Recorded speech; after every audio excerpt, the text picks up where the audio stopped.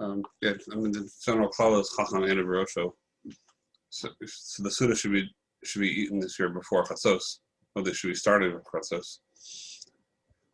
So Yosha said it's enough to start it before Chatzos. It doesn't have to be finished. But still, the idea is to eat it early, so you'll still be hungry by the time the real Suda rolls around. When you do eat it, so then to have it, keep in mind, not getting too drunk, not getting too over full, because you have Shabbos coming. Right. So eat the Suda Shabbos, eat the Suda Purim, the Chavit Shabbos. That's the part of the cheshbon.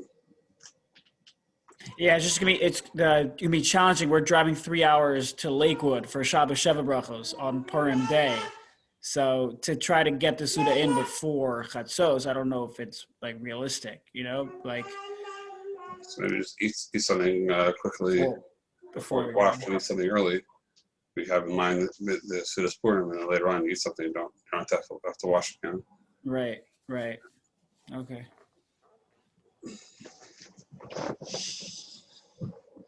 Okay. So Simon Reish Nam Hey. We'll try to do what we can to speak through over here in the Shulchan Aruch. We discussed the Sugya and Avodah Zorah, and now we're going to just go through the Shulchan Aruch, which beautifully summarizes the entire Sugya there. All the points that we spoke about in the Sugya are all here in the Shulchan Aruch. So the Shulchan Aruch says, Sif Aleph, Yisrael ve'im Yehudi, shesh lam sadeh, otanu, or merchatz, or rechayim, shamayim, b'shutfas. So he's trying to sort of much cover all different types of businesses, shutfas. We say hudin also if you're just a partner in actual work, like you're jointly plumbers or whatever, you work together as shutfin. Oshem shutfin b'chanus b'schara, or a store with its wares. Im histum b'tchila b'shah shabo l'ishtatev shia schar Shabbos le'nehudi levadoi im atvim harbe b'schar yom echad k'neged yom Shabbos l'Yisrael levadoi mutter. So we're saying that if you make a stipulation, we saw in the sugya that we had a machlokas between Tosas, Rashi and Tosas against, and the Ben Tam against the Ri, that Rashi and Tosas learned that the problem is if you are shutfim, and then after you already established the shutfas, your full shutfim, then afterwards you say, by the way, you work on Shabbos and I work on Sunday for you. So then that's called Ma'abed Poel B'Yadayim. That since he's working to fulfill my side of the agreement, he's working for me on Shabbos as well, besides himself working for me, and he's a real shutaf. And the issue was the shutaf shavai, the fact that you became a shutaf, not like the Ri said the problem was that you're mashbiach, the karka shel Yisrael, or whatever the particular thing is, you're mashbiach his thing by working on Shabbos, he gets the revach in his actual holdings, but rather that's not the problem, which there was enough community there in Tosas, but the problem is that you're ma'amid a shliach. So therefore, if you're masna b'tchila, that you have no shaychus to the Shabbos at all, the Jew has no shaychus to Shabbos. That's part of the essential shutfus to begin with. The Ikara, it was set up that way that you have no shaychus to Shabbos. So then, when the goy works the Shabbos, he's working for himself, not for the Yid, and vice versa on Sunday. But part of the stipulation is that the goy therefore has to make imat v'im harbe. It doesn't matter how much he makes, meaning that we'll see later on that if they try to make a different type of thing, if they try to say, okay, we'll make it, you work on Shabbos and I work on Sunday, but if you make 100 on Shabbos and I make 50 on Sunday, then we'll work it out afterwards. So we'll make it even. So then that's not called a shutfus. That is called a shutfus, but it's not called a t'nai. That doesn't work as a stipulation to make it mutter. So you need to be masam mitzchila that the goy is going to make the 100 and you're going to make the 50, if that's what comes out, but you're not going to come to any terms on that. That has to be the original tie. Now, if you made that t'nai properly, and then afterwards you broke the t'nai by making giving each other the right to equalizing each other, then we'll see the halacha later on. But here, as far as the etzem t'chilas t'nai, has to be that imat v'im harbe. The Shulchan Aruch says if they didn't make the t'nai to begin with, kashivo lachlok notel ein Yehudi schar shabbos kulam In order to make it mutter, if you do not make that tonight, is only that when it comes to the payment, then the goy will take the full payment of Shabbos. Now it's already lachar ma'isa, so there's nothing to do about fixing the fact that he worked on Shabbos in an improper way. But the ma'isa, now that you're coming and splitting the money, so you can't add more salt to the wounds. You can't split it now. Rather, now you have to let the goy take the entire amount for Shabbos, and then you split the rest. If you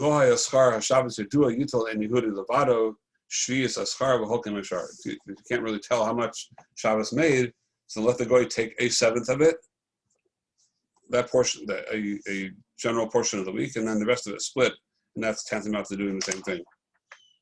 Now we have a few nekudas over here to speak out on the sif. Mishnah Berurah, like I said in his Akdama over here, explains that the Ikar Tam is mitzad shlichus. So we're being machriya like this for Rabbeinu Tam and Rashi, which we know that the Re was actually choser to hold like Rabbeinu Tam. And so we'll see if you were not Masa Mitzchila, then we'll see later on what happens. Now, according to this svara, that the problem is shlichus, if it's rented out to other goyim, if the shutfim have it rented out to a different goy, so then there's no problem with shlichus. He's just working for himself. The only problem of shlichus is going to be if they're equally obligated to work each day, and the goy that's the shutfim takes over the yid's portion on Shabbos. Masha'enken, if it's a different goy that takes it over, then that's not an issue. Now, what is considered a shutfim over here? We have certain kulas over here that we didn't find in the previous semanim, right? That the fact that you make this tanai, we didn't find this in the other semanim when you went out and hired workers to the work. So in order to have this kula of being a shutaf, how much do they have to acquire and own? Let's say it's a Jew wants to acquire a business, because we have to be talking after the fact over here. It's not enough that you own it and then you include it afterwards. The shutaf has to be me'ikara, like we saw in the sugya, we saw in Tosus. And if it wasn't me'ikara, we'll see later on in the Shulchan Aruch, they have to be mevatel the whole mechira and then come back and reacquire it again with the ofen of shutfas. So if you do it in the right way, in the proper way, which Lashon Mishnah Berurah is da de heter gomerhu. If you do it properly, it's a heter gomer. It's not just a b'diavad, it's heter gomer. So how much does the goy have to be a partner in this in order to make it work? To have the kulas of partnership. So the poskim bring down there's a Maram Shik that says the lesson afilu davar muat, even a small amount. Now, what exactly is called davar muat? That's not so clear. He doesn't define it.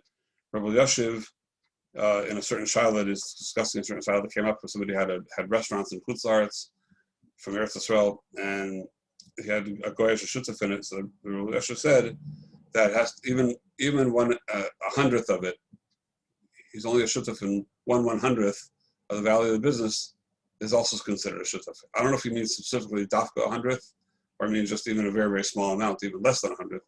That's just a case that he spoke about. But Shlomo Zalman also is quoted to bring down the same sak from Sam Sofer, that it's also a chelik katan. So we don't really have a clear definition of what that means. It just means that there is some small amount of a very, very small percentage of the business has to, at least when you initially incorporate the business with a non-Jewish partner, has to have some part in it. We don't really know exactly what that means.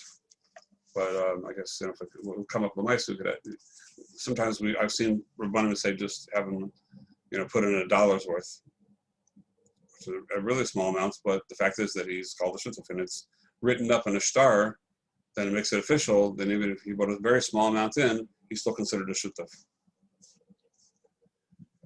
Now the Mishnah Berurah brings down, it actually starts from the Sefer Truma, that the way that you set up the chalukah, that you're going to take imafim harbe, you're working on, the goy is working on Shabbos, you're working on Sunday, etc. So what about a sadeh? That a sadeh, when you do all the initial work in a sadeh, the plowing and everything, there's no revach over there. The revach is only going to come at the end when they actually sell the produce. So all these days that they work, there's no way to make a cheshbon really of those days. But the Mishnah brings down that you have to be kovea at the end when you sell the ktsira, the shas ktsira, that either it's all being sold or each one is acquiring a certain amount of the wheat that they worked on, that they planted, or peiros. So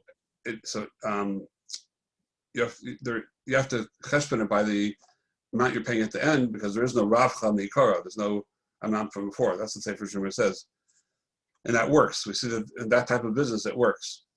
Now I have a sort of a kasha on that. I don't have a really good answer, but Rav Moshe has a tshuva. It's an Igros Moshe. There it is. It is Chelik Aleph Siman Tzadi. That he says when you make the cheshbon of Shabbos and Yom Rishon, then he says if a type of business is impossible to make a cheshbon, then the Tanai doesn't work. The Tanai has to be, the Shulchan Aruch stipulates, has to be imat im harbe. So it has to be that each one gets a real accounting of what he did and what was marviach the day that he worked. And if not, then it's just the same word. It's just mili ba'alma. It's just same words. You're not really saying anything. There's no real tanai going on to say that you get the amount for Shabbos and I get the amount for Sunday if there's no difference in the amount. There's no way to cheshbon that. So therefore, such a tanai, says Rav Moshe, doesn't work. You have to actually keep the accounting and know, and you have to at least stipulate to keep the accounting. If sometimes you didn't do it because you're too lazy, but it doesn't. The mafreya it's not oker or anything, but at least you had to do the chatchila, establish to make the tanai in a way that that it could be, and it is clear that there's what difference is between the 2 days of work. And he goes as far as saying that if it's the type of business that it's impossible to do that, there's no way to cheshbon. What's the difference between Sunday and Shabbos? That the 2 of them worked, then such a business you cannot get into as a partnership for Shabbos. That's what Moshe Paskins. So I just have a question which I don't really have an answer, is that how, according to Moshe, does the Sada work?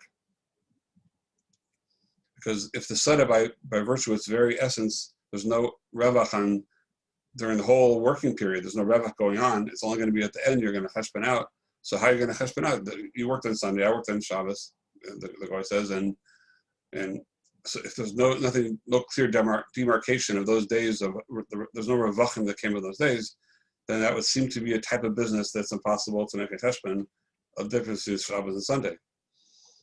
So I'm not sure how Sada works according to Rav Moshe, or why Sada is not a kasha on Rav Moshe, one way or the other. I have a tzarachion on that. I have to really ask others, and hopefully maybe send out an answer to everybody, but to me it's a very big problem. Okay, moving on.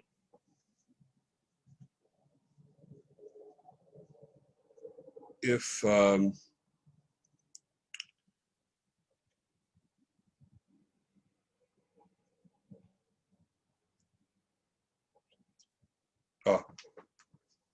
okay, the Biur Halacha says, I found it here.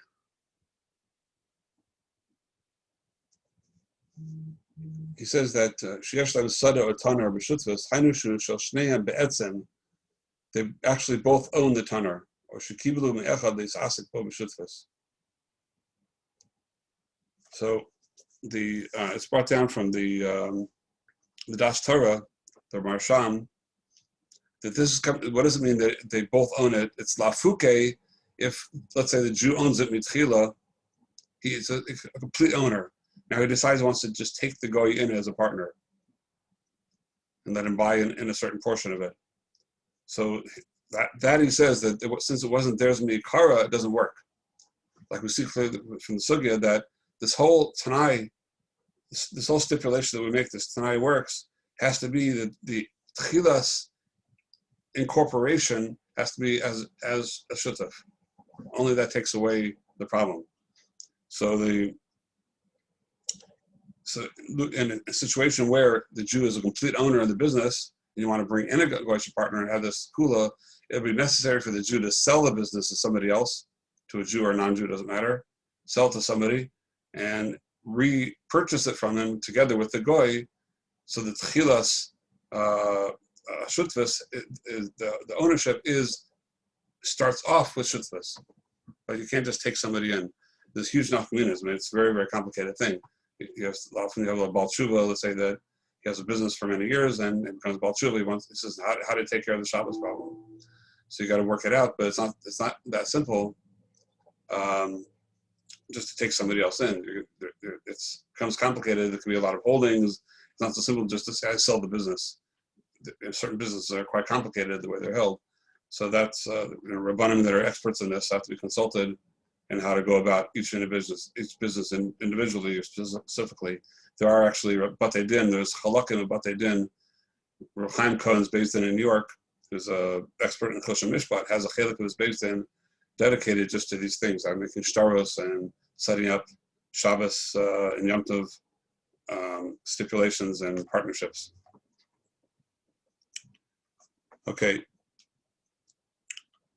The next Bir Halacha says another kula that even though it says imatim harbe, that the stipulation needs to be I get whatever comes on Sunday, no matter whether it's a little or a lot, and same thing with the goy for Shabbos. So Bir Halacha says that although that is stipulation, but it doesn't have to be spoken out beferish. In other words, if I tell the goy you take Shabbos and I take Sunday, and that's our tchilas shutfus that way, then it's self-implied that he makes whatever he makes on Shabbos and I make whatever I make on Sunday. So it's only lafuke not to say the opposite, not to say that we're gonna even ourselves out. We're gonna come to terms and make it equal. We're gonna equalize it. As long as you don't say that, you just rely on the stam situation. If you make it clear that each day belongs to each different person, then the automatic assumption is imatim harbe, even without speaking it out. So that's a kula in the Bir Halacha. Okay.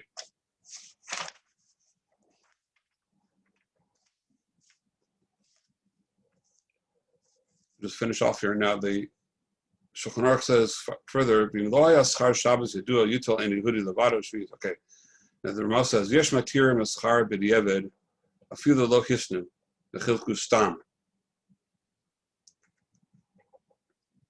So that's a machlokes Rishonim we saw in the sugya. The Rosh is mekel, and the Rama is passing this way, that if they didn't actually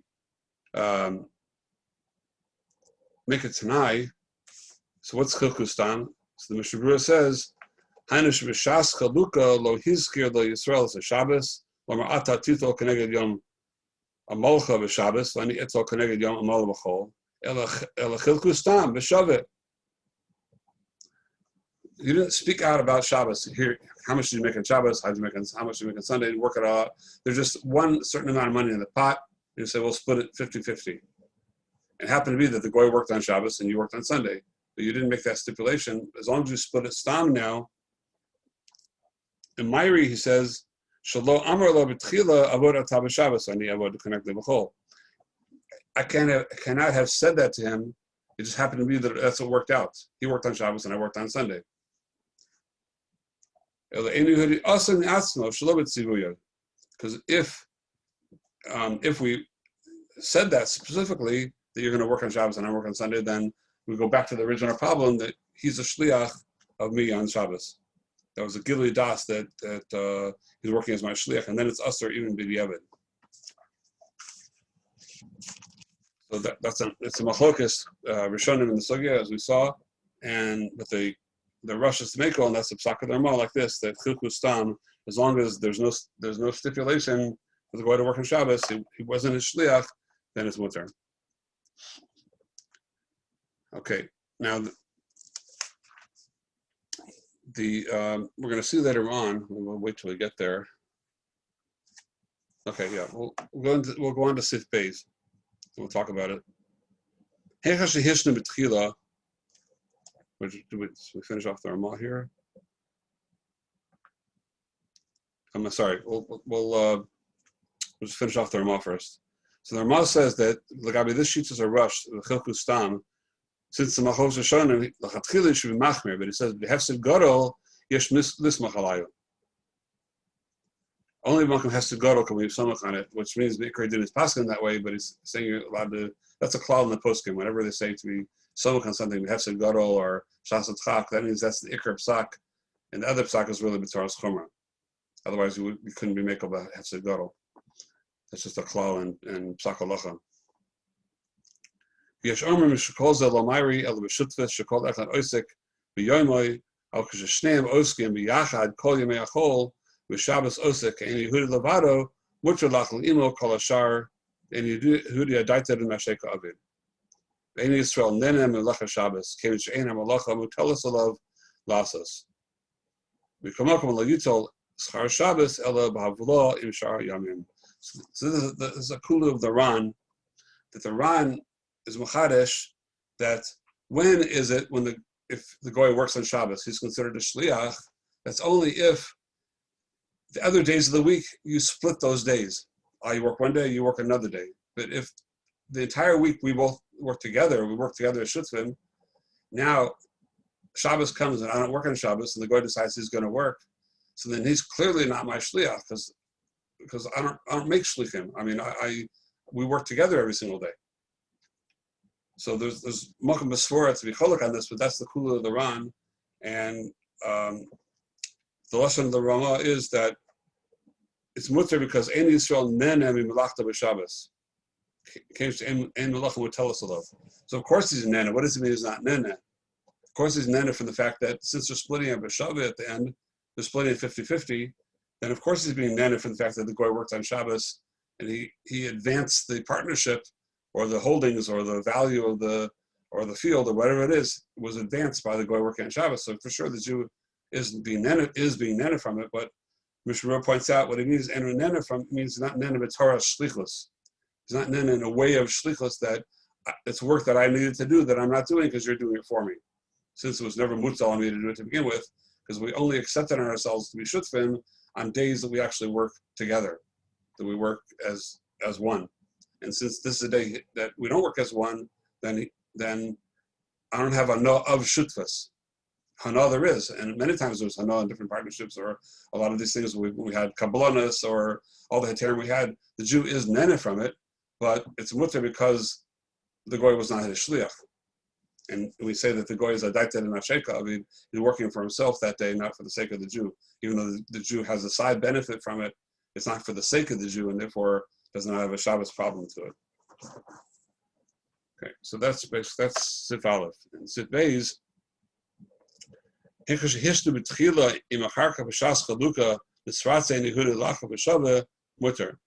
did make the Tanai, and then afterwards the goy decides he wants to make it to even it out, then that's mutter, and that's okay. Now this we saw in the Beis Yosef is a tremendous machlokes rishonim that when it says hisnu and afterwards they're chilku, so then when it says chilku b'stam, so Rashi learned that it's going on lo hisnu. That when is there a problem with their chilku b'stam? Only if they did not make a tanai. Because if they made it tanai, and Tosfos goes along with this also, if they made it tanai, then even if they split it later on b'Shavah, it's still mutter. Even if you're maviach from the Shabbos, it's not okr the tanai. Mashenkin the Ravid, the Ran brought Mashenkin the Ravid, that even if you made it tanai, if later on you went against the tanai, later on you split it up differently and you went ahead to split it evenly and you split up Shabbos, so then that shows that the tanai was just an harama ba'alma. It's igule milsalam afreya, the megala das, that the original tanai was not really a tanai at all. That was the machlokas. So there's a whole discussion in Beis Yosef, and it comes out this psak like Rashi and Tosfos. Now, just to understand, I think we didn't really talk about it. I didn't get a chance last time. What's the nekudas of machlokas between the Ravid against Rashi and Tosfos and this nekuda and psak of the Shulchan Aruch? Why does the Ravid hold that it is a problem and they hold it's not a problem? So I think we have to clarify Akira and to understand the elemental shot in this Tanai that we're making. We make the stipulation that that Shabbos belongs to you and Sunday belongs to me. What does that mean? Is that a din in Choshen Mishpat, meaning that since that's the way we initiated our partnership to begin with, let's say the ownership of this tanur or this bathhouse or this sada, whatever it is, that from Mitchila, when we acquired this business, we acquired it as partners in a way that Shabbos doesn't belong to me and Sunday doesn't belong to you. So does that mean that the business monetarily and B'derech Choshen Mishpat, Taka does not belong to me on Shabbos and to you on Sunday? It's truly not my business on Shabbos. It's truly not your business on Sunday. Or no, as far as Choshen Mishpat goes, as far as acquisition of the entirety of the business as partners, we're fully partners in the entire ownership of the business every single day of the week. It's just that the Tanai helps as far as the Chalukas HaAvoda, the Tafkidin, whose job it is that day. That's what the stipulation is, and that Cheluk of the partnership is not going back to the essential ownership. It's going on who is obligated to work that business that day. We can hear two ways, and there's mashmosim from the Rishonim, and both ways you can have the diukim from the Rishonim.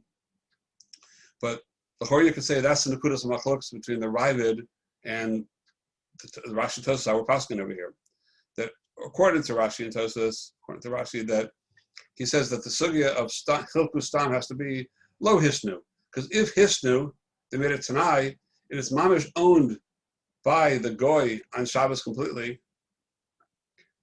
and owned by me on Sunday. So then, even if later on we split up the money differently, the way we later on split up the money is not going to affect the essential ownership of this business. Hold just 1 second, please. Someone's knocking. I need to answer. Okay.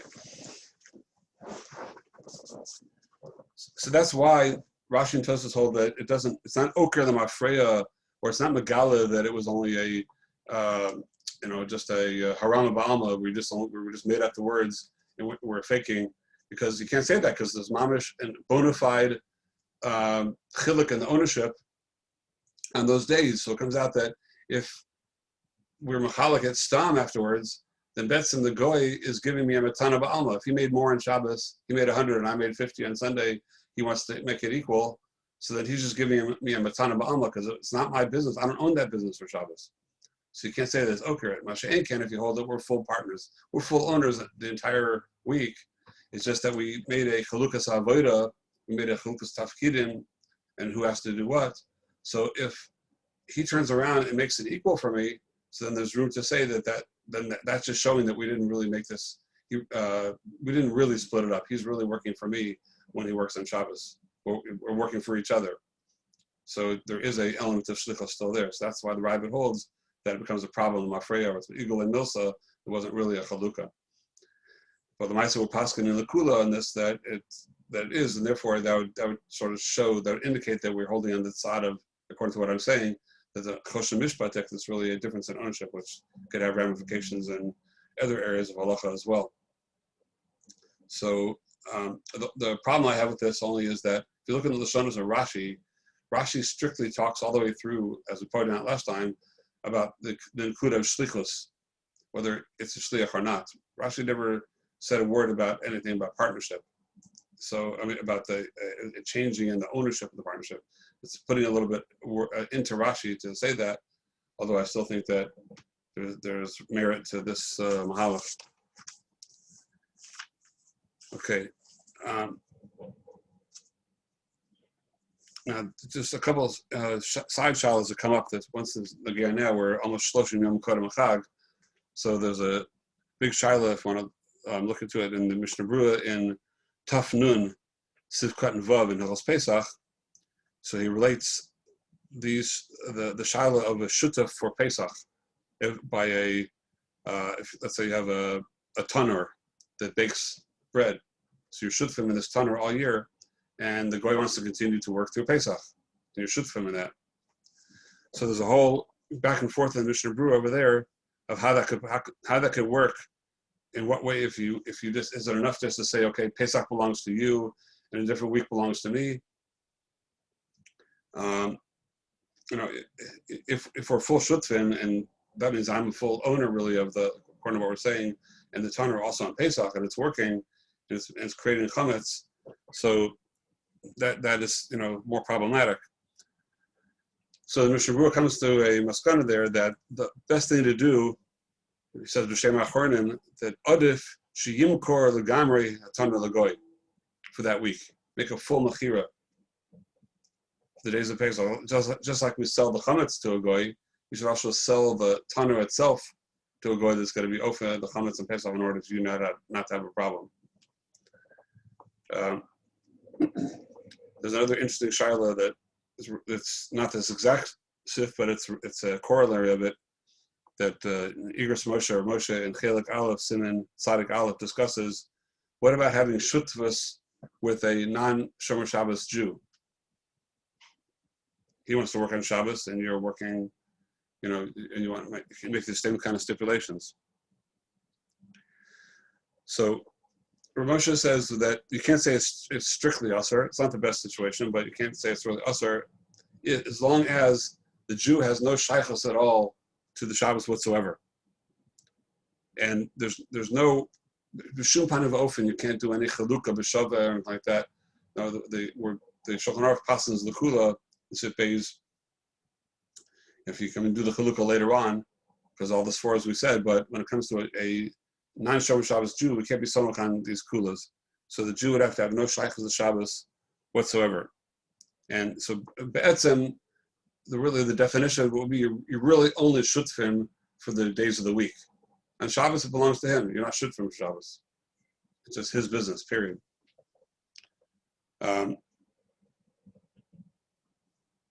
That Rav Moshe adds in that works only if the other Jew, the non-Shomer Shabbos Jew, could theoretically run the whole business by himself on his own.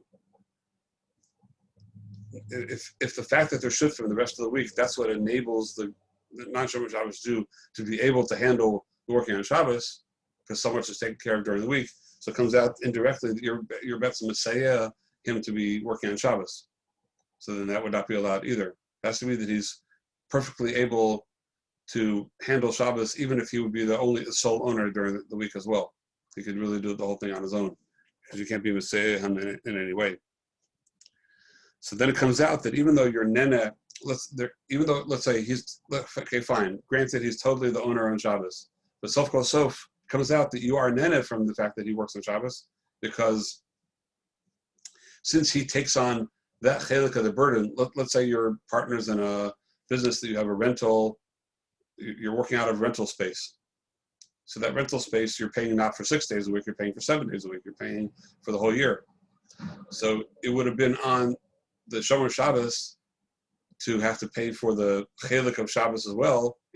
So he's gaining a seventh of what he would have had to pay. He doesn't have to pay anymore because the non-Shomer Shabbos Jew is paying that chelik. So you're indirectly being nana from the fact that he is working, taking it over on Shabbos. But even so, Moshe says that's not an issue, because you would have taken it one way or the other. Like the fact that it's paid, you would have paid for that, and indirectly that indirect hana is not considered a hana.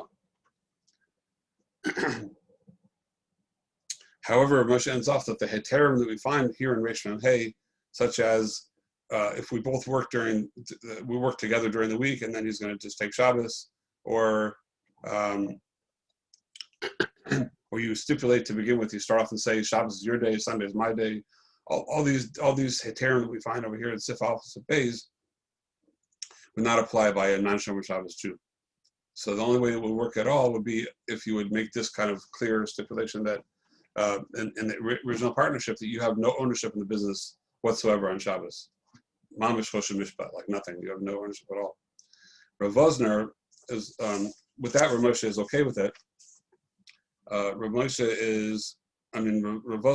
is more machmir mitzad that it's, if there's, like today you have a stationery and it has both of you on the stationery. So the stationery the goy uses on Shabbos is going to be the same stationery. It's going to have your name on it. You have other problems with Marasayan, etc. So he bets and says, I think it's him or one of the posts going to say that you should, if this kind of chalukah is made, there should be separate Shabbos stationery. That you're telling me you can't use the stationery that we use all week in our partnership.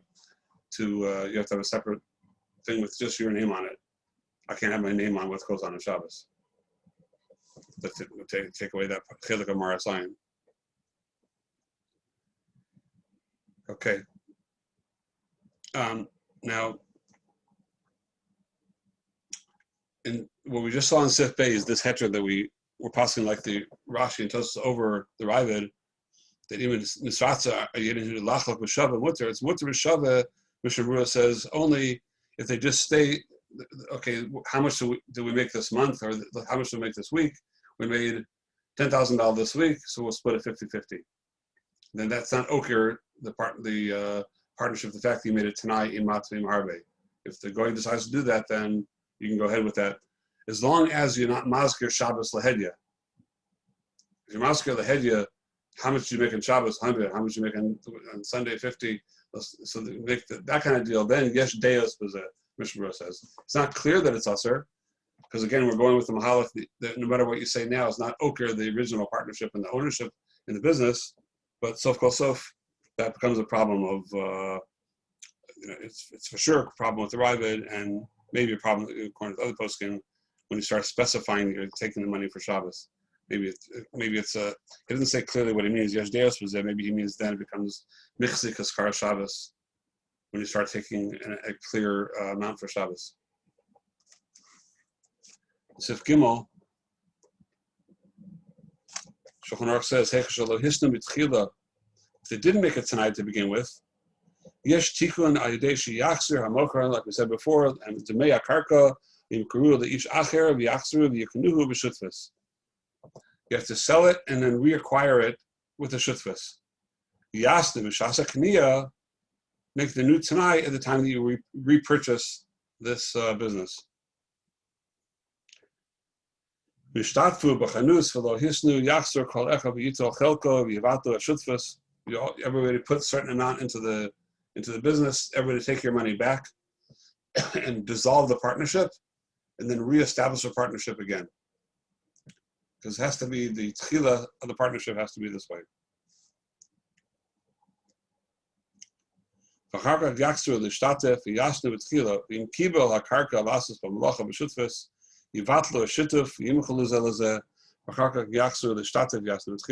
Again, same thing again and again. We have to dissolve whatever partnership there is.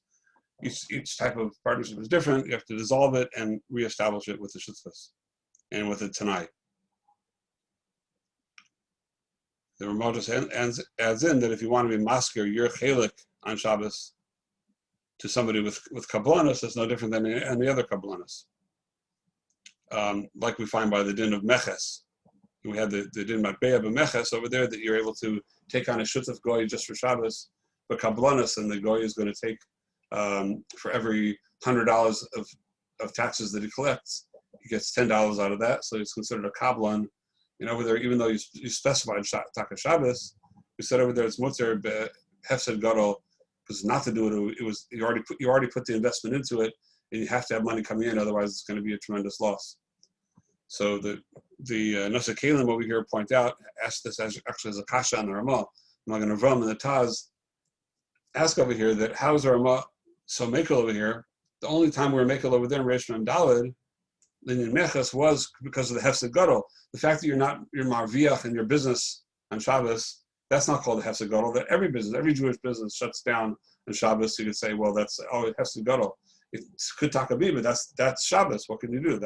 That's our chiyuv of Shabbos, not to have our business running on Shabbos.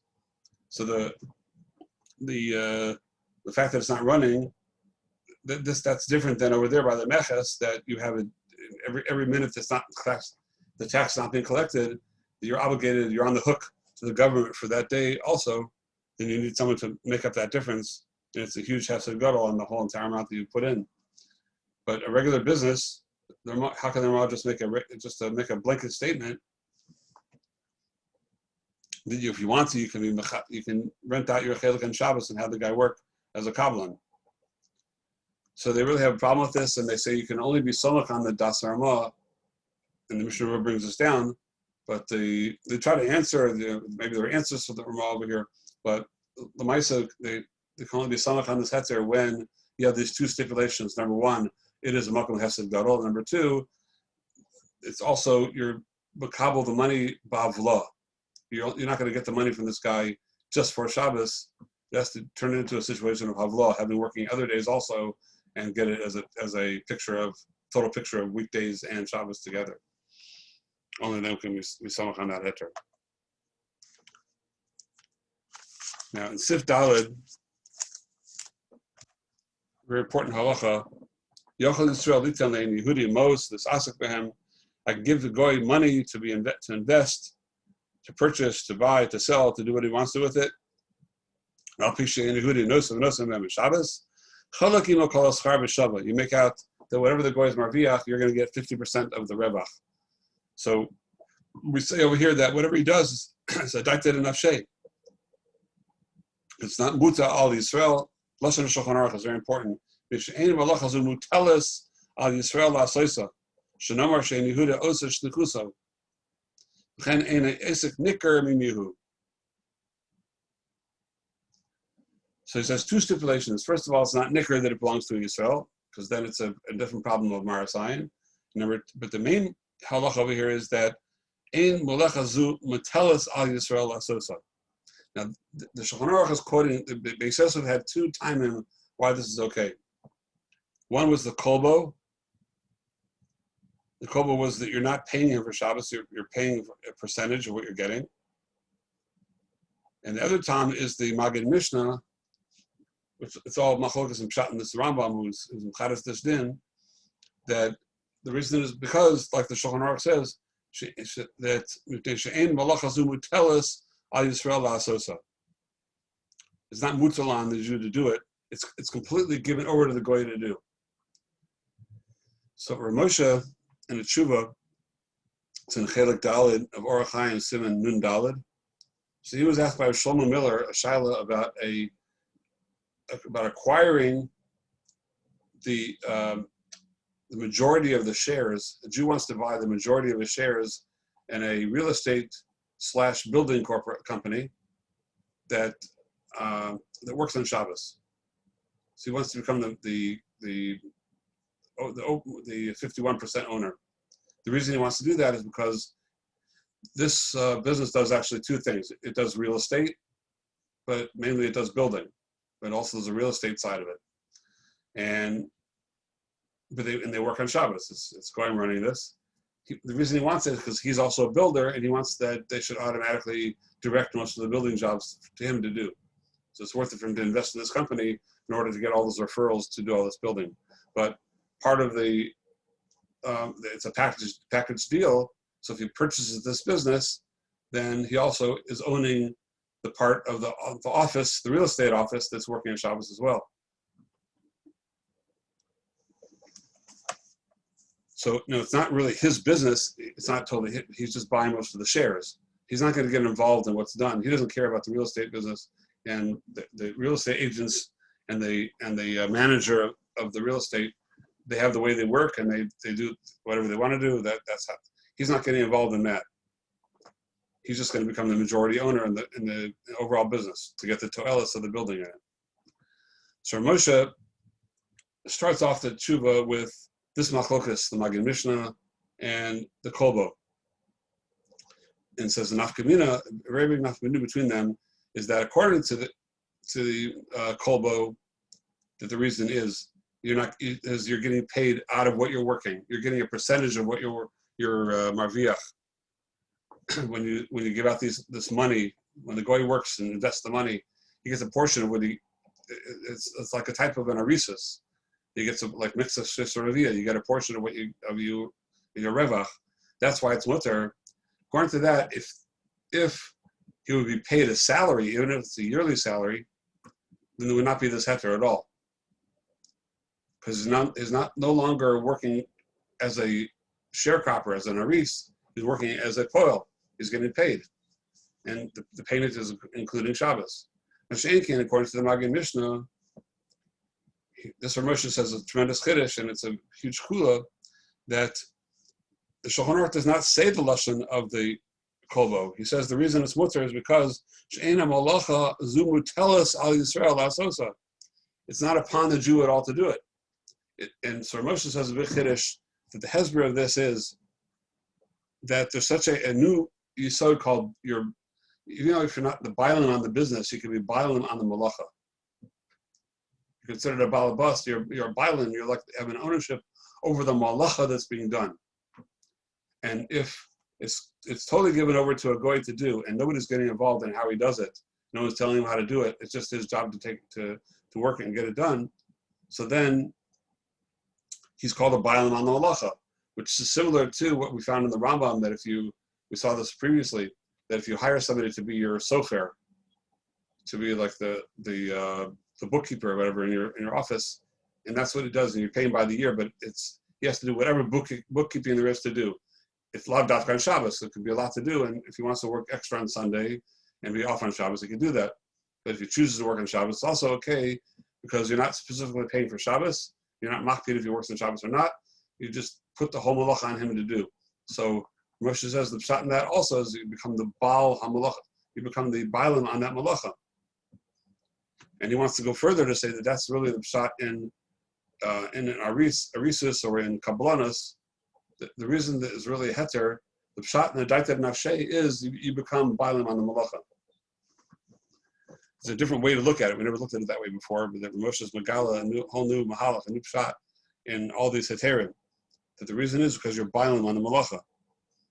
And we don't have time to go into it right now, but if you look back in the tour, in the Beis Yosef, he brings down Rav Shri Ragon. You have to look at it carefully. It's all in Aramaic, so you have to learn it properly. But the lashon of Rav Shri Ragon is very strongly mashma. The heter is because you have a bailas on the malacha. So he wants to say that it'll be enough kamina between the kolbo and the Maggid Mishnah. In this case, that Shlomo was asking about, because the chelak of the building, since the Jew is going to run that part of it, it's going to be shut down on Shabbos completely. Yishav Shabbos, there's no building going on Shabbos, shut down. But the other chelak of the business, which is the real estate part, and the director or the manager, he's not getting paid by percentages of what's coming in. He's getting paid a salary. It's a yearly salary, monthly salary, whatever it is, it's a salary. So l'chora, it'll be totally in this machlokas, the Maggid Mishnah, and the kolbo. According to the kolbo, he's getting paid a salary and not a percentage. He's not an aris. It should be aser. But according to the Maggid Mishnah, he's a bailim on the malacha.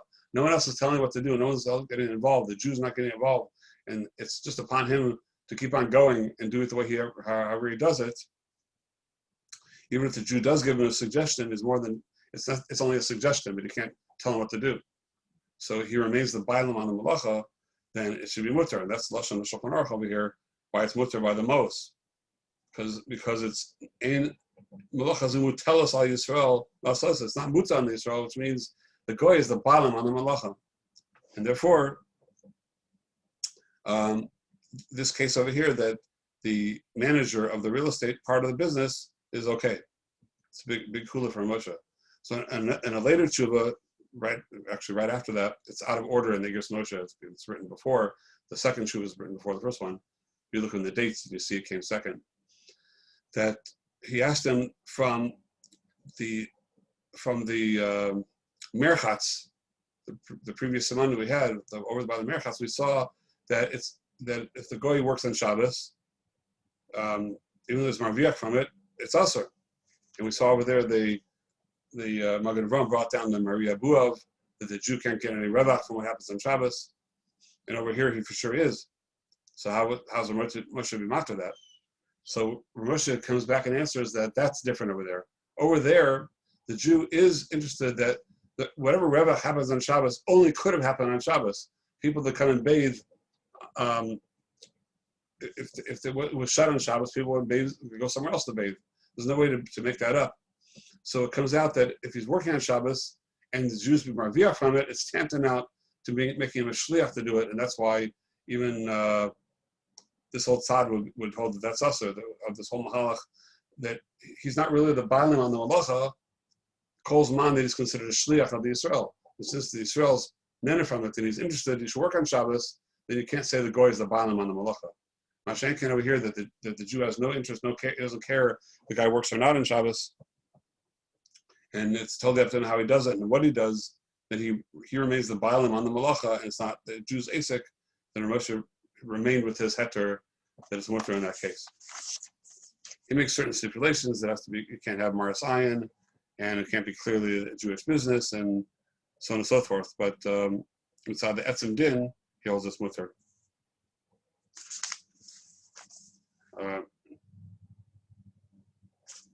Okay, we're just a few more minutes. See if we have just Sif Hey and Vav, I don't really have any big condition on to say on them.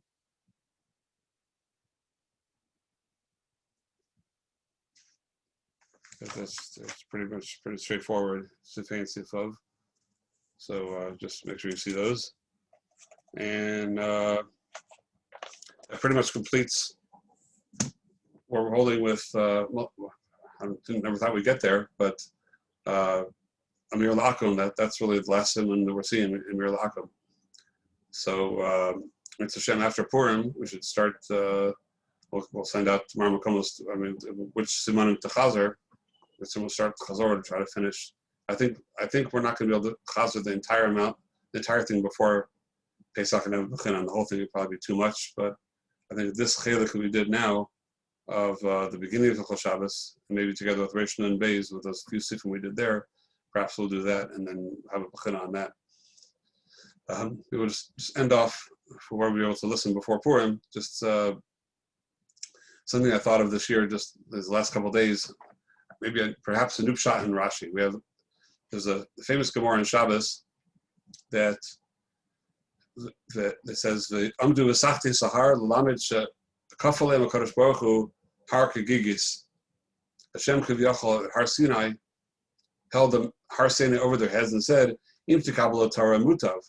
If you accept the Torah, great. Im lav sham take v'raschem. If not, I'd let go of this. I'd drop it, and that's it. That's your end. So. So the Gemara asks the famous question, that this is a tremendous claim, a taina on the Torah, that they were like forced into it. The Tosfos asks the kasha, which we're not going to go into, which everybody discusses, that why do they need to be forced? They already said Nasa Minishma before that. This came after Nasa Minishma. So what do you want from us? We already said it. We said yes already. Why are you holding that over our heads? Well, the Maisa, okay, so that's a discussion in Tosfos, but the Maisa said that the Mudar Rabba L'Raisa, at least it seems like there's a taina on the Torah that they could someday taina that we're forced into this. So the Gemara answers, Afal Piken, even if you want to make that taina, which the Ramban speaks, the Kaddish Ramban, one of the three places of Ramban in the entire Shas speaks about in the Gadata, is that one. It's very good to see what it says inside. And the great Rosh Yeshiva Rutner and Rosh Shapira and others have write a great length about this one, talk a lot about that Ramban, how he explains that Gemara. Al Kopanim, the Gemara answers, even if there is that taina, Hadra Kiblua b'Yimei Achashverosh. They re-accepted the Torah in the days of Achashverosh, because it says Kimu v'Kiblu. The Megillah says that they were Kimu v'Kiblu, Kimu Masha Kiblu Kfar, that they were Makayim. They had a new renewal of their acceptance of the Torah that they were once Makabel already back then. Which Pashtas, I mean that they for sure they realized how much they really were Makabel Torah to begin with. Miratzon, when they said Nafs and Nishma, it was totally Miratzon, but they almost forgot about that because of the Harkigigis and because of many of the later things that transpired, the terrible things that happened in our later history, being kicked out of Eretz Yisrael and so forth. That they almost forgot about that, so they had a new renewal of their acceptance, the Yemei Achashverosh. So Rashi says in Shabbos that what caused them to do it? Hadaki Blua, Rashi says, Mi'avas Nes, from the Ava of the Nes. That's what Rashi says in Shabbos. Seems to be a very strange Rashi. What does it mean, Mi'avas Nes? I would think maybe from the inspiration of the Nes, or from the he's galus of the nace. But what does it mean, the avas a nace? And many question that, Rashi. What does Rashi mean? What's Rashi coming to say? From the Klal Yisrael had such a great love for that nace, and therefore they accepted the Torah. What do you find love for a nace? It's very interesting. I mean, you love Hashem for the nace, maybe, but what does it mean, avas a nace? What does the words even mean? So I was thinking is that perhaps a completely different shot in Rashi, that the Gemara says that Esther min Torah minayin, Gemara in Chulin asks, what's the rebbe for Esther in the Torah? Shenemar, v'ina nochi hastir panim mehem b'yamahu. I'll be master panim from them in that day. So then, in other words, and the word, the way astir is spelled in the Torah, it was without a yud, it's spelled like Esther. So that's the remes for Esther is Hester panim. Like as we know, that the Megillah has no Shem Hashem. So, because whenever there's a Shem Hashem in Tanakh, Rabbi Yerucham explains that shows that there was his galus Hashem at that point. So since there was no his galus, there's no Gili panim, and the whole time of the Megillah it was all Hester panim, right? So that's why the remes for Esther in the Torah is Hester panim, is Hester panim. However, on the other hand, the Chassidish forums say that the reason it's called Megillas Esther, why isn't it Megillas Mordechai, whatever, some other name? So Megillas Esther is because it's Megala the Hester. The whole point of the Megillah is Lashon Megala. Megillas Esther, it's Megala the Hester. And the Gra says in his parish to Megillas Esther, Shat Nakamura, and that the remez is Hester Panim, the Gra says, Mashal Adavar Doma, he had a very powerful, wealthy king, and he had one son, the prince.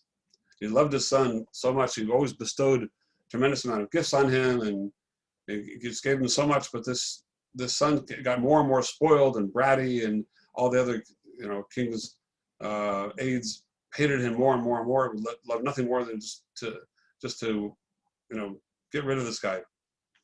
But what can they do? He's the son of the king. But he became so bratty and so spoiled that one day his father asked him to do something, and he turned around and he slapped his father in the face in front of everybody. So that was it. Now the king had to be moda to all the king's men and all the king's that this guy, that he needs to be taught a lesson. So he decided he was going to banish him to the dark, dangerous forest. That's the only way to teach him a lesson. But he wants him to learn a lesson, not to be killed. And he knows many would love nothing better than to have him killed. So he called aside a few of his closest aides and said, it's your responsibility to guard the prince in the forest, make sure that no harm befalls him. But at the same time, you have to make sure that he absolutely positively does not see you, does not notice you, and cannot find out who sent you. So they go off, they hide in the forest, and the prince goes, and he knows he's finished. He knows how many people hate him and how dangerous it is in that forest. And just as he's thinking, all of a sudden he hears something behind him. He turns around, and he's being attacked by a guy with a long knife. And just as he lifts up the knife, whoosh, out goes an arrow, and the guy drops dead. Wow, I can't believe it. Who did that? He looks around, can't see anybody. Somebody happened to be there. I can't believe it. Who was? He didn't know what to think about it. So he moved on. Later in the day, he gets surrounded from three sides, also by three big, huge guys with knives, and they surround him, and they try to kill him. And just the very last second, the arrows go through the air, and all three of them drop dead. He said, I can't believe it. Somebody happened to be here again. Who in the world has this incredible archer? What do I think about that? I don't know. And he goes, and it happens the third time. Again, the person drops dead. So he sits down under a tree and starts thinking, who in the world, one time could be a chance, 2 times a chance, 3 times, this is not a chance anymore. Somebody's protecting me, someone's watching out for me. Who would have the power to do that? It can't be my father. For sure it wouldn't be him, because he hates me now. He sent me to the forest. I'm finished. In his eyes, I slapped him in the face. And he thought, and he came to the realization there is nobody else but his father. But his father loves him so much that even though he slapped him in the face, he's still protecting him. He just wants to teach him a lesson. And he realized that his father still loves him despite what he did. He woke up and he did tshuva, and he had a greater love for his father than he ever had even before when he was getting all the bounty and all the presents in the palace. He went back and he apologized and he did full tshuva and he became a whole different kind of a prince. Says the Gra, we are that son that we were put in Eretz Yisrael in the palace and we were given so much bracha all the time of Shlomo Melech and all the great things we were given, but we slapped the father in the face. And we had to be sent out to be taught a lesson into the dark, dreary forest. One kevasecha b'shiva zevim, like one sheep among 70, a pack of 70 hungry wolves. We thought we're finished, we're dead, we're gone. But after all sequence of events and the decree against us, and we put all the pieces together in the hidden way that it happened over many years, we realized that, wow, Kadosh Baruch Hu is there behind the scenes, and he still loves us despite the fact that he sent us out. The nace that Hester Panim, this kind of a nace, was a megala, such a love from Kadosh Baruch Hu, then that caused us to do real tshuva. So I think that could be the pshat in Rashi, that Hadru Kiblu Abimachashverish Avas Hanes, from the Ava that was shown through that nace. The Kadosh Baruch Hu still continued to protect us despite all that we did, and where we were and everything, that he's still there with us. Shchinta B'Galusa, wherever Klal Yisrael is, he's there with us. The Ava Hanes doesn't mean the Ava they had for the nace, the Ava that the nace showed them. The Avas Hanes, that there was Ma'orah then to come to their own Ava and to do tshuva and to Mikabel the Torah again. So she's Zocha to the Kabbalah Torah Purim. We have a little bit less drinking, maybe a little more learning this Purim, Erev Shabbos, and that should be a real Schia to a real Kabbalah Shlema and to the Simchas Purim, and that should be all of Klal Yisrael do tshuva Shlema and be Zocha the Gula Shlema. Every Amen. Amen. Beautiful, Rebbe. Thank you. Have a good day. Afreilach and Purim. Good Shabbos.